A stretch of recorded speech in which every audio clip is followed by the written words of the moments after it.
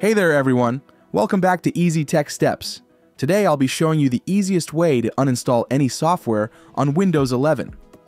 Let's say I need to uninstall the folder lock software from my computer. First, click on the Windows icon in the bottom left corner of your screen. Then, type remove in the search bar. Click on the result that says add or remove programs.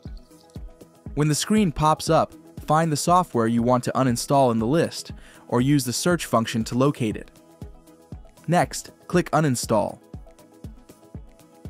Then, click Uninstall again to confirm, and press Yes.